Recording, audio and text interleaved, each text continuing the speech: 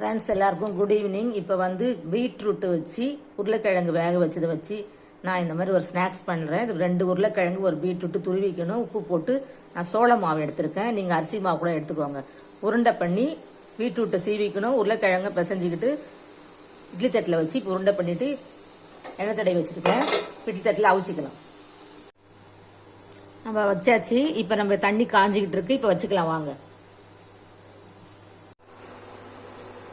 இப்போ மூடிக்கலாம். ஒரு 7 நிமிஷம் கழிச்சு திறந்து பார்ப்போம். ஃப்ரெண்ட்ஸ், இப்போ இட்லி சட்டில் வச்சு அவிச்சு எடுத்துக்கிட்டோம். நல்லா வெந்துருச்சு. இப்போ நம்ம ஒரு வானல் வச்சுருப்போம். அதில் வந்து எண்ணெய் ஊற்றி கடுகுலாம் போட்டு தாளிச்சிக்கலாம் வாங்க. ஒரு வானல் வச்சு 2 ஸ்பூன் எண்ணெய் விட்டு கடலைப்பருப்பு, உளுந்தம்பருப்பு, கடுகு, சீரகம், வெங்காயம், பச்சை மிளகாய், இஞ்சி எல்லாம் தாளிச்சிருக்கோம். இப்போ வந்து மஞ்சத்தூள், மிளகாய்த்தூள், பெருங்காயத்தூள்லாம் போட்டுக்கலாம்.